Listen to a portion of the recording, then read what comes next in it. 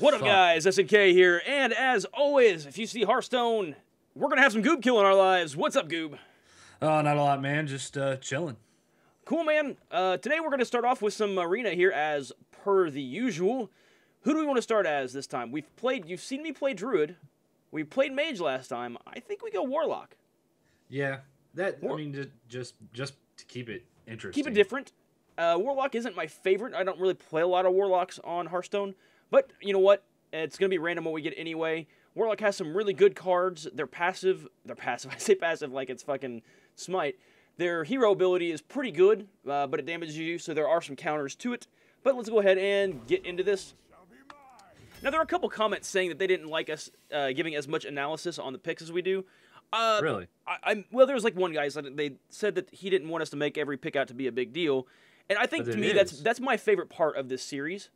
And if you don't like the picks being talked about so frequently, then just skip the first episode, because the first episode I always dedicate to just putting out the cards that we get and our thought process on them, because I think that's what we bring to this. That being said, this is an easy choice. This is an absolutely easy choice. Priestess, without question. Alarm bot is very situational, and then what was the other thing? Irrelevant? No, it was a 2/2 for 2, or I don't know. It was so good that I remember it. So, Iron Beak. Yeah, Iron Beak Owl, Silence Minion. The reason it's good is because it's good at all points in the game. A 2/1 for 2, not a great deal on its own, but the Silence is going to be good early game if you get something you can't deal with, like a Demolisher or something like that. Or if you get to late game, you get some big-ass legendary that you don't want to have to fuck with, you Iron Beak Owl.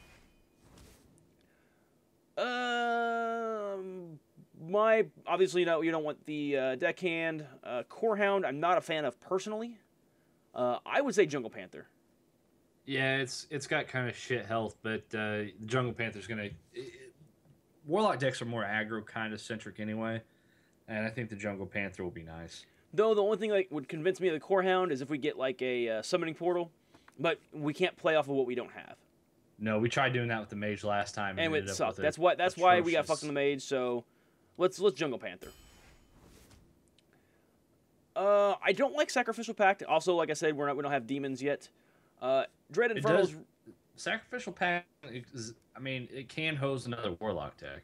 That's true. I forgot it is Destroy Demon, not Sacrifice a Demon. I'm thinking Magic the Gathering rules here. I think we go Dread Infernal here, personally. Over the Loot Hoarder, really? Well, it is a Loot Hoarder. Loot Hoarder I do like better than the... what is the other guy that draws a card that everybody plays?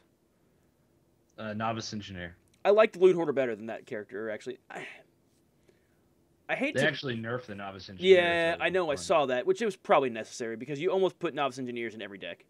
Yeah, it makes the Loot Hoarder better. So what is your vote? Is your vote for Loot Hoarder? I don't know, man. I actually do like the Dread Infernal. I don't think the 1 damage is going to matter all that much, but it could. And it's to all creatures too. We may get like something like a Blood Imp or something like that it's going to play against. So let's go the safe pick. Let's go Loot Hoarder, because Loot Hoarder is a good play. Dread Infernal is going to be a good play either way. A 6/6 for 6 is good. With an ability that you can play as you need. Let's go Loot Hoarder. Yeah, that might be one of those decisions that we end up regretting. I mean, I don't think you're going to regret a Loot Hoarder, but... I think we go Voidwalker here.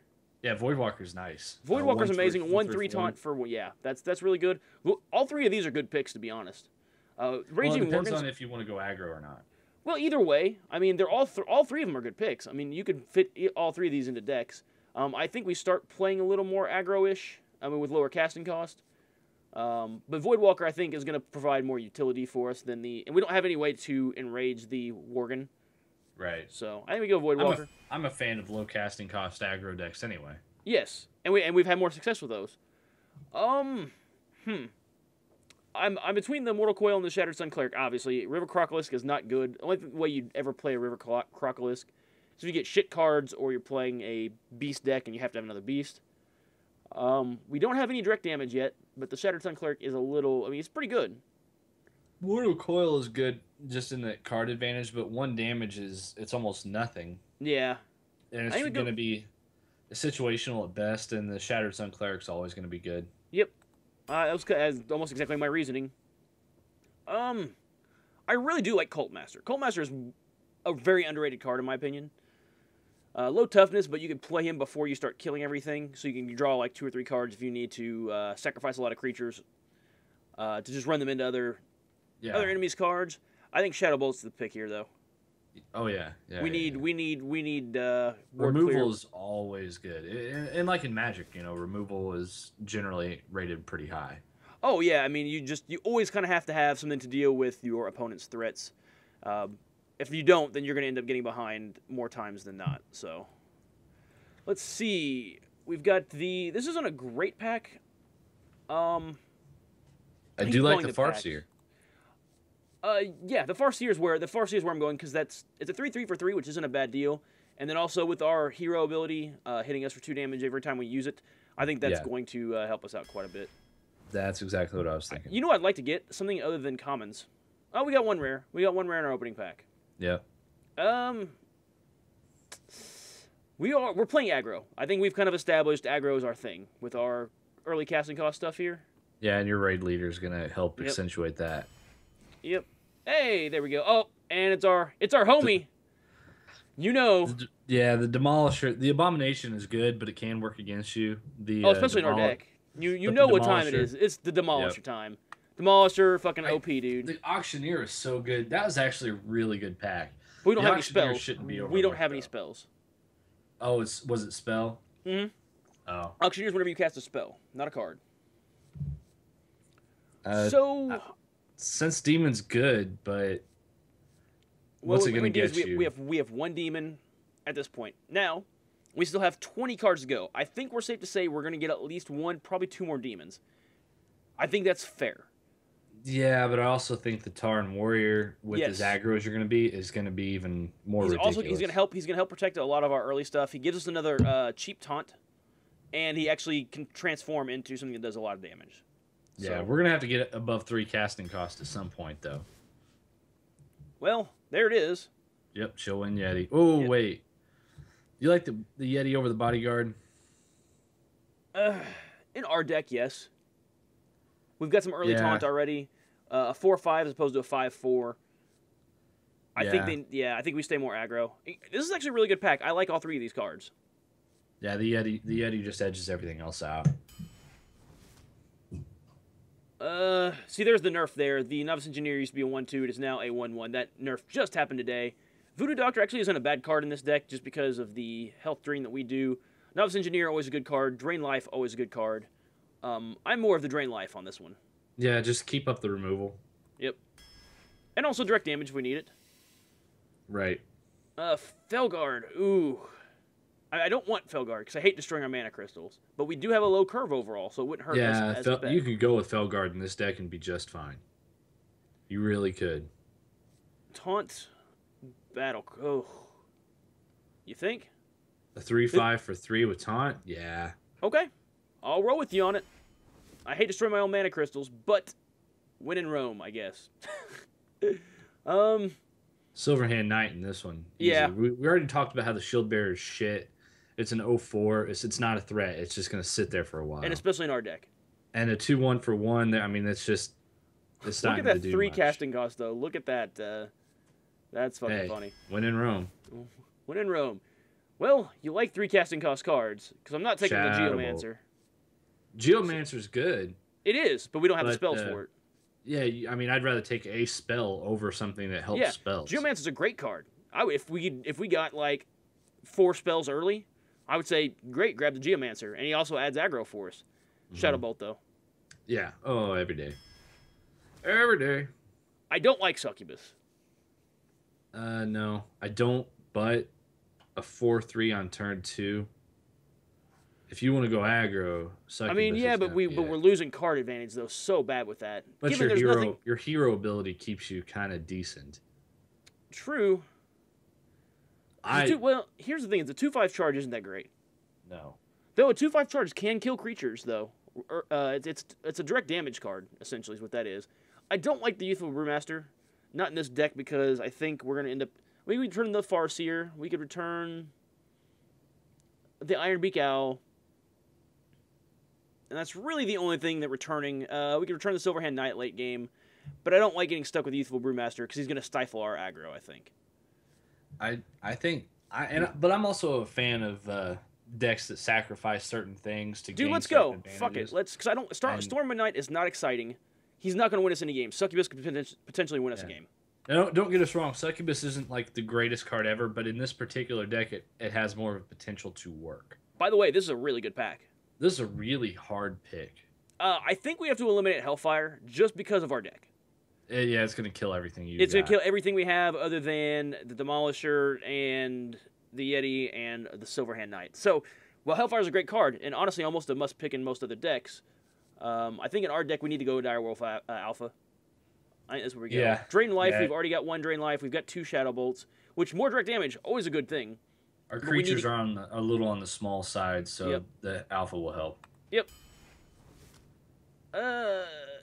Let's see. Corruption could give us a very good defense against late-game creatures.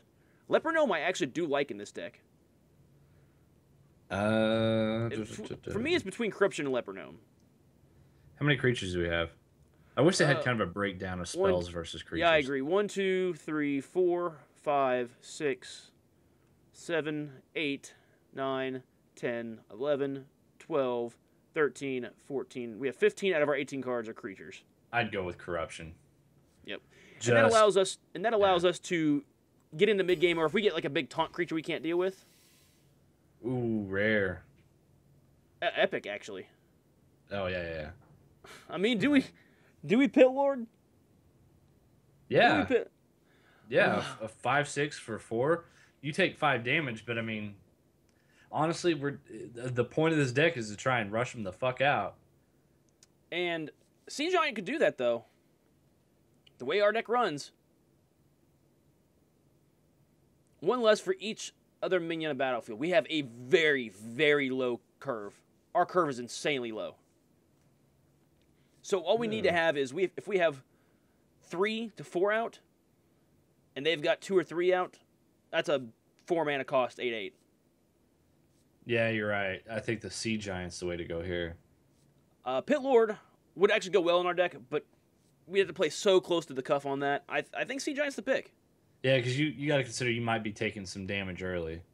And this transitions us into a mid game. Even if we don't play him till turn, till 4 or 5, he's an 8/8 that allows them to have to focus him as opposed to our other. Because he's even at a similar casting cost, he's going to be way harder to take out. I think this is an easy pick.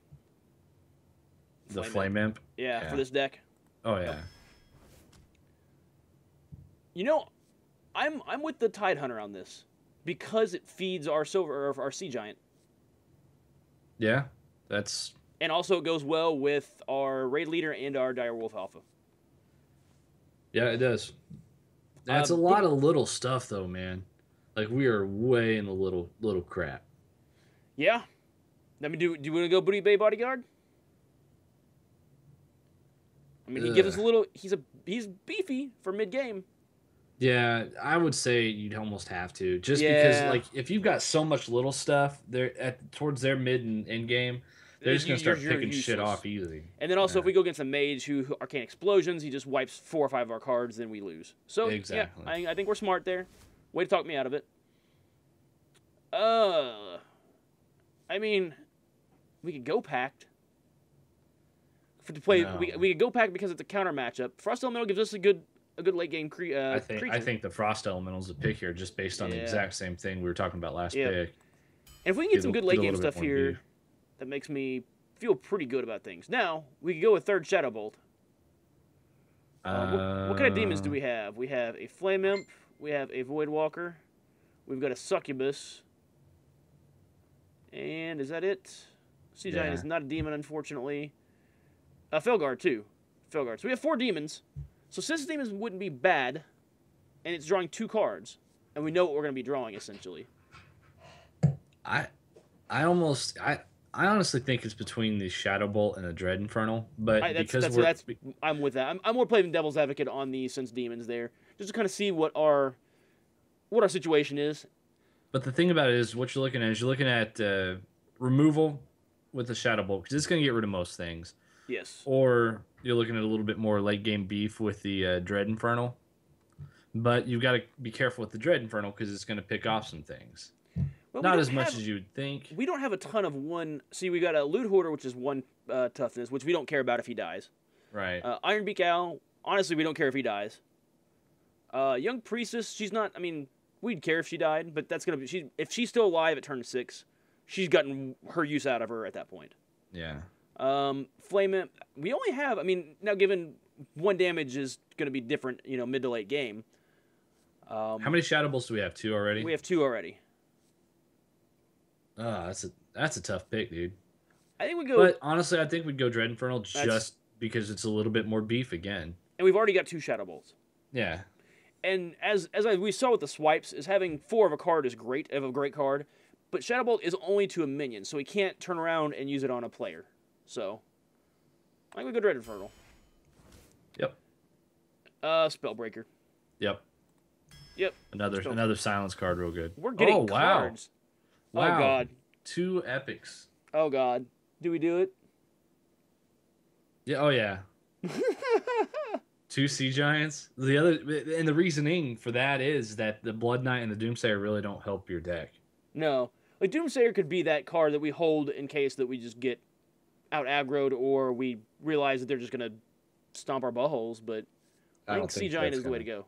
Yeah. Oh God. Power Overwhelming, in my opinion. I like Power Overwhelming a lot. +4/+4, then it dies horribly. Yes. That's early aggro that allows us to kill a creature off if we have to. That's like if they play something huge early that we can't deal with. Mm-hmm. I think that allows us to kill it. I mean, it's either that or the Dread Infernal, obviously. But we're starting to transition. I like Power Overwhelming. It's kind of a kill card too. I think it's an underrated card. You don't want to use it to kill another creature if you don't have to. But if you know something's gonna die next turn anyway, exactly, or something like that, it allows you to take out something much. I mean, like, think about this. You got a Flame Imp on the board, and let's say you get a Flame Imp late game, which isn't that good, and they've got a fucking Sea Giant out. I mean, you could do 7 damage to the Sea Giant and then find 1 other damage somewhere else. Yeah, exactly. I mean, that's a lot of damage from a creature you don't give a fuck about. Yeah. So, Power Overwhelming.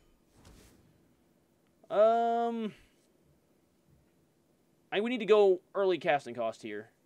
I think our mid to late game is secure. Okay. I mean, unless we see something crazy, because keep in mind, Sea Giants are probably going to cost us 4, 5, 6 mana. We've got Frost Elemental, Dread Infernal, and a Silverhand Knight, and a Bodyguard. Everything over 5. Elven Archer worked out better than I expected it to last time around. And he does have a little synergy, don't we have? We have a... didn't we get the Taunt Enrage guy? Yes. We did. Tarn War. He does have a little synergy there if we need to. That's the only synergy he has. I think the Elven Archer's a safe pick here. And Cleric. Yeah. Cleric easy there. Last pick. Oh, this is last pick, isn't it? I don't want 2 Felguards, to be honest with you. No. Mind Control Tech is very situational. It's great. I don't think Mind Control Tech's a good card for this deck. Nope. Because we have so much removal. We have removal. We don't have like a shitload of it, but I'm sure with as many creatures we're going to be putting out on the board, they're going to be trading as often as they can. I would say Argent Commander. That's a really good late game card. Yeah, it's a good card in general. Yeah, that's I think that's a good call. All right. Well, so what are your predictions for this deck? Let's go ahead and get the predictions out here before we start. I like this deck a lot better than I like the Mage deck. Well, that's not difficult. Our Mage deck sucked fat cock. I mean, that's really... I should rename the series Mage Deck of Fat Dicks in Anus, because that deck was not good. I want to say 5 wins. I think we can pull out 5 at least. Okay, I think 5 wins is fair. I'm going to go 6 wins. I'm going to go on a limb and say 6 fucking wins. 6 wins? Not trying to one-up you every time you make a prediction, but 6 wins. Okay. I think your prediction is probably a little more online to be safe, but I feel like we've got a really good aggro deck with actually a good late game. Yeah.